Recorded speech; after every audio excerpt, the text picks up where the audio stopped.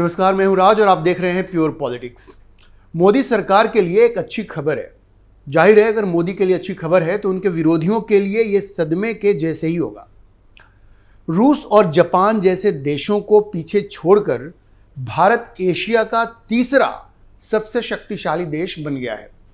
2024 के Asia power index के मुताबिक, जो ऑस्ट्रेलिया के लोवी इंस्टीट्यूट थिंक टैंक द्वारा जारी किया जाता है, इसके हिसाब से भारत तीसरे स्थान पर है एशिया में प्रभुत्व रखने वाले देशों की अगर बात की जाए तो, जिनका स्फीयर ऑफ इन्फ्लुएंस है, उसके हिसाब से ये जो लिस्ट बनाई गई है उसमें भारत तीसरे स्थान पर है।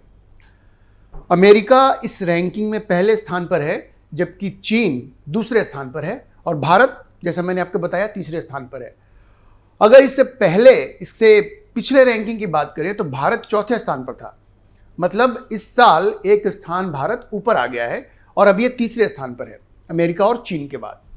मैं आपको विस्तार से बताऊंगा कि इस लिस्ट में टॉप 10 देश कौन कौन से हैं और उनकी स्थिति इस बार की रैंकिंग में सुधरी है या नीचे गई है, ये सब मैं आपको बताऊंगा। लेकिन उससे पहले मैं आपको ये बता दूं कि ये रैंकिंग एशिया में देशों की सापेक्ष शक्ति, आप कहें कॉम्पिटिटिव जो उनका पावर है, उसका आकलन करने के लिए संसाधनों, जो रिसोर्सेज हैं और प्रभाव और जो इन्फ्लुएंस है, उसको मापता है, उसको मेजर करता है। अब इसके लिए ज़रूरी नहीं है कि वो एशिया के ही देश हों। एशिया में दुनिया के जिन देशों का प्रभुत्व ज़्यादा है, जिनका प्रभाव ज़्यादा है, ये इंडेक्स उसको मेजर करता है, उसका आकलन करता है। इसलिए आप देखेंगे कि इसमें अमेरिका, जो वैसे तो एशिया में नहीं है, लेकिन एशिया में उसका प्रभुत्व सबसे ज़्यादा है और इस लिस्ट में वो सबसे ऊपर है। अब ये जो रैंकिंग है, इसमें 27 देशों और क्षेत्रों को इस आधार पर रैंक किया गया है कि उनके पास क्या है और वे अपने पास उनके पास मौजूद संसाधन है, रिसोर्सेज हैं, उनको वो कैसे यूटिलाइज करते हैं, कैसे उपयोग करते हैं। ये जो रैंकिंग है वो पश्चिम में पाकिस्तान से लेकर, अगर आप मैप को देखेंगे तो, एशिया के मैप को देखेंगे तो पाकिस्तान से लेकर उत्तर में रूस और पैसिफिक ओशन में, प्रशांत महासागर में ऑस्ट्रेलिया, न्यूजीलैंड और संयुक्त राज्य अमेरिका तक फैली हुई है।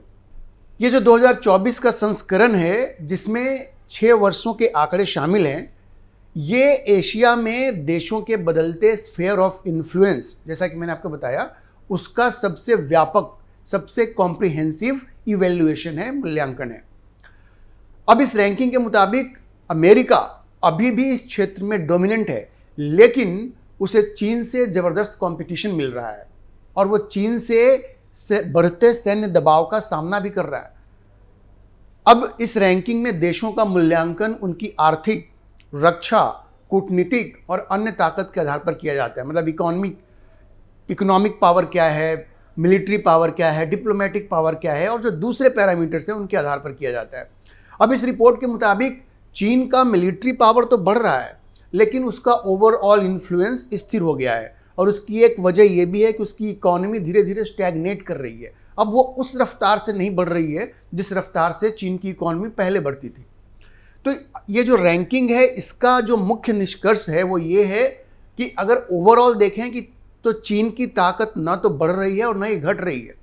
ये अमेरिका से नीचे है लेकिन स्थिर है। लेकिन अभी भी कोई एशियाई देश चीन के साथ मुकाबला नहीं कर सकता। अभी भी किसी भी एशियाई प्रतियोगी से चीन काफ़ी ऊपर है। और जैसा मैंने आपको बताया, उसकी मिलिट्री पावर तो बढ़ ही रही है, हाँ, इकोनॉमी जरूर स्टैग्नेट कर रही है, लेकिन वो इस लेवल तक पहुंच गया है कि इस स्टैग्नेशन की वजह से भी उसके इन्फ्लुएंस में इमीडिएटली कोई कमी आती नहीं दिख रही है। अब आप देखेंगे कि इस रैंकिंग के हिसाब से अमेरिका ने एशिया में अपनी स्थिति मजबूत की है। हालांकि सैन्य क्षमता के मामले में, मिलिट्री पावर के मामले में यह चीन से धीरे धीरे अब पिछड़ जा रहा है। अब यह सर्वेक्षण कहता क्या है, मैं आपको बताता हूँ। यह सर्वेक्षण कहता है, जहाँ तक भारत की बात है, तो भारत के संबंध में यह कहता है कि भारत धीरे धीरे आगे बढ़ रहा है। भारत जापान को पीछे छोड़कर एशिया में तीसरी सबसे बड़ी ताकत बन गया है, लेकिन इसकी ताकत अभी भी इसके संसाधनों द्वारा दी जाने वाली क्षमता से कम है। एशिया में, इस सर्वेक्षण के मुताबिक एशिया में भारत की ताकत बढ़ रही है और पहली बार जापान को पीछे छोड़कर भारत अपनी समग्र शक्ति के मामले में ओवरऑल पावर के मामले में तीसरे स्थान पर पहुंच गया है। हालांकि यह सर्वेक्षण कहता है कि भारत के उदय की उम्मीद और वास्तविकता के बीच का अंतर अभी भी स्पष्ट है। मतलब जो एक्सपेक्टेशंस हैं और जो रियलिटी है उसके बीच में अभी डिफरेंस है। भारत को काफ़ी कुछ करना है। ये सर्वेक्षण ये भी कहता है कि एशिया में शक्ति का खेल, ये जो पावर प्ले है, ये अभी भी बाइपोलर बना हुआ है, जिसमें दो ध्रुव हैं। एक ध्रुव पर अमेरिका है और दूसरे ध्रुव पर चीन है। मतलब दो बड़ी महाशक्तियां हैं जो एशिया में इन्फ्लुएंस के लिए आपस में टकरा रही हैं, जिनके बीच में ये कंपटीशन चल रहा है। अमेरिका और चीन, इनके बीच में ये कंपटीशन चल रहा है। अब ये रिपोर्ट आगे कहता है कि ऐसा लगता है कि अमेरिका और चीन एक लंबी प्रतियोगिता के लिए तैयार हैं। चीन की शक्ति न तो बढ़ रही है और न ही घट रही है, बल्कि स्थिर हो रही है। अब धीमी आर्थिक वृद्धि, जैसा मैंने आपको बताया, चीन की इकोनॉमी स्टैग्नेट कर रही है, ज़्यादा तेजी से ग्रो नहीं कर रही है।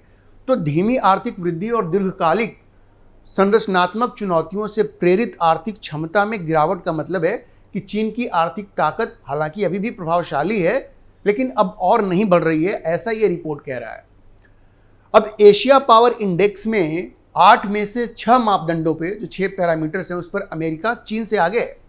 हालांकि एक प्रमुख जो मेट्रिक है उस पर इसकी बढ़त कम होती जा रही है, और वो है मिलिट्री पावर। चीन ने अपनी सैन्य क्षमता में लगातार सुधार किया है और 2018 में अमेरिका की बढ़त के 1/4 से भी ज़्यादा बढ़त हासिल कर ली है। अगर 2018 की तुलना में देखें तो चीन ने काफ़ी ज़्यादा बढ़त बना ली है। और पहली बार इस इंडेक्स के लिए जो सर्वेक्षण किए गए और उसमें जो एक्सपर्ट से बात की गई, तो उन लोगों ने माना कि एशिया में जो संघर्ष की स्थिति जो बन रही है उसमें चीन तेजी से और लंबे समय तक तैनाती करने में बेहद सक्षम है।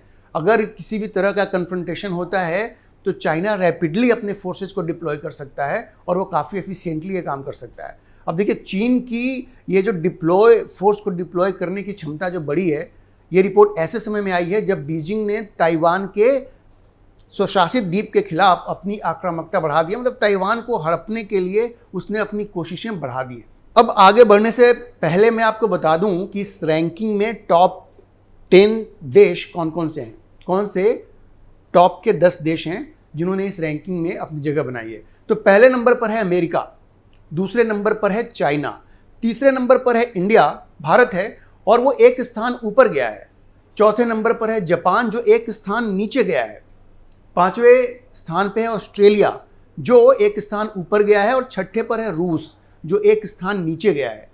सातवें स्थान पर है साउथ कोरिया, आठवें स्थान पर है सिंगापुर, नौवें स्थान पर है इंडोनेशिया, जबकि 10वें स्थान पर है थाईलैंड। अब आप ये सोच रहे होंगे कि हमारा जो पड़ोसी है पाकिस्तान, वो किस नंबर पर है। तो मैं आपको बता दूं कि पाकिस्तान 16वें स्थान पर है और इस बार वो एक स्थान नीचे गया है। मतलब पहले 15वें स्थान पर था, इस बार वो नीचे जाके 16वें पर आ गया है। अब देखिए, भारत एक स्थान जो ऊपर गया है उसकी बहुत सारी वजह हैं, लेकिन उनमें से एक खास वजह यह है कि भारत की इकॉनमी लगातार आगे बढ़ रही है और 7% या उससे ज़्यादा से लगातार ग्रो कर रही है भारत की जीडीपी।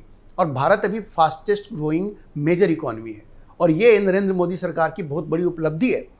इसके अलावा आप देखिए तो डिफेंस के मामले में भारत जिस तरह से आत्मनिर्भर होता जा रहा है, अपने वेपन्स खुद बना रहा है, और इतना ही नहीं, डिफेंस एक्सपोर्ट भी हो रहा है, और उसमें तो आशा के विपरीत बहुत ज़्यादा वृद्धि हुई है। तो डिफेंस में भारत की जो बढ़ोतरी है और इकोनॉमी जिस तरह से ग्रो कर रही है लगातार, इन सबों ने मिल करके भारत की जो ओवरऑल रैंकिंग है और इन्फ्लुएंस जो है एशिया में, उसको बढ़ाया है। इसके अलावा आप देखिए कि जो बड़ी बड़ी कंपनियां हैं वो अब भारत आ रही हैं, क्योंकि चीन तो चूंकि डेमोक्रेसी है नहीं, और चीन का डर दुनिया के बड़े देशों में इस कदर समा गया है कि वो सब अपनी कंपनियों को ये कह रही हैं कि भाई आप चीन से निकलकर भारत जैसे देशों में जाएं। तो अब एप्पल जैसी जो कंपनियां हैं वो चीन को छोड़ करके भारत आ रही हैं, और बहुत सारी कंपनियां हैं जो वहाँ से निकल करके अपने मैन्युफैक्चरिंग यूनिट्स यहाँ पर इंडिया में लगा रही हैं, और इन सारी चीज़ों का असर हुआ है। और आप कह सकते हैं कि ये सब नरेंद्र मोदी के पिछले 10 साल के शासनकाल में हुआ है। ये सब नरेंद्र मोदी सरकार की उपलब्धियां हैं, और जैसा कि इस रैंकिंग से स्पष्ट है, दुनिया अब इसे मान रही है, और ये रैंकिंग बिल्कुल दिखा रहा है कि दुनिया के टॉप के, एशिया के अगर टॉप 3 देशों की बात करें तो उसमें भारत अब आ गया है, और टॉप 10 देशों में अगर आप देखें तो पाकिस्तान अभी उसमें कहीं नहीं है। अब जाहिर है इस इंडेक्स में भारत की रैंकिंग जिस तरह से सुधरी है, उसको लेकर के भारत की जो विपक्षी पार्टियां हैं, खास करके जो कांग्रेस है, उसको उसकी नींद उड़ जाएगी। क्योंकि अभी तक इन लोगों ने ये आरोप लगाया कि नरेंद्र मोदी के शासनकाल में भारत की जो इकोनॉमी है वो नीचे गई है, लोगों में असंतोष है। लेकिन दुनिया की इस तरह की जो रैंकिंग है, इस तरह के जो इंडेक्स हैं, वो ये साफ बता रहे हैं कि जिस तरह से इकोनॉमी का ग्रोथ हुआ है, और जैसे मैंने आपको बताया कि भारत की इकोनॉमी लगातार 7 या 7 से ज़्यादा प्रतिशत से भारत की जीडीपी बढ़ रही है। ये दुनिया के दूसरे और किसी भी देश में नहीं हो रहा है। और चाइना तो एक तरह से स्टैग्नेट कर गया है, लेकिन भारत की इकोनॉमी लगातार ग्रो कर रही है। आप देखिए, एप्पल जैसी कंपनियां भी भारत में आ रही हैं, और इसके अलावा मैन्युफैक्चरिंग की जो भी और ऑटोमोबाइल कंपनियां हैं, उसको देखिए, वो सारे हिंदुस्तान में आ रही हैं, और इन सबों का एक असर हो रहा है। और इसमें एक खास बात ये भी है कि जब सीमा पर आपकी सरकार ध्यान देती है और चीन जैसे देश को जब आप चैलेंज करते हैं, तो इसका एक बड़ा ही पॉजिटिव मैसेज जाता है।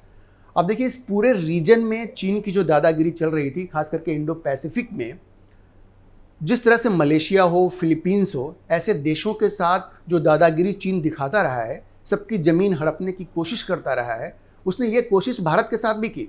2020 में जो गलवान घाटी में जो भारतीय और चीनी सेना का जो आमना सामना हुआ, उससे बड़ा स्पष्ट था कि चीन की नज़र अब फिर से भारत की ज़मीन पर है। 1962 में तो हुआ ही था, लेकिन अब देखिए, नरेंद्र मोदी की सरकार में भारत की सेनाओं ने चीनी सेना को मुंहतोड़ जवाब दिया।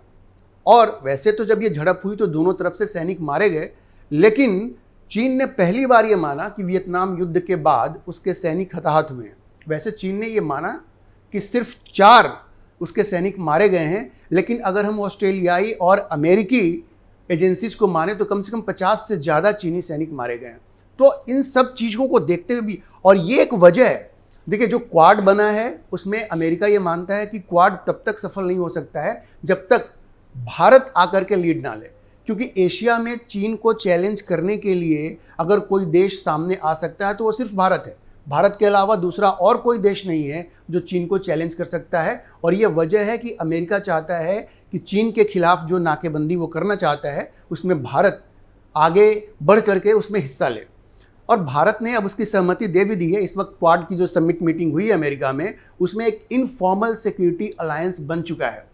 तो जब दुनिया ये देखती है कि इस तरह से भारत खुल करके चीन को चैलेंज कर रहा है, तो उसका इन्फ्लुएंस भी बढ़ता है देशों में जा करके, और ये सब कुछ इस नई रैंकिंग में रिफ्लेक्ट हो रहा है। तो आप कह सकते हैं कि ये रैंकिंग बता रही है कि नरेंद्र मोदी की सरकार तेजी से अपने किए गए वायदे को, खास करके रक्षा और आर्थिक फ्रंट पर उसने जो वायदे किए थे उसको वो पूरा कर रही है, और ये रैंकिंग उसको अंडरलाइन कर रहा है। मोदी सरकार के अचीवमेंट्स को अंडरलाइन कर रहा है ये जो नई रैंकिंग आई है ऑस्ट्रेलियन थिंक टैंक की। अभी के लिए इतना ही। अगर आपको ये वीडियो पसंद आया हो तो आप इसे लाइक करें, शेयर करें और चैनल को सब्सक्राइब करना ना भूलें।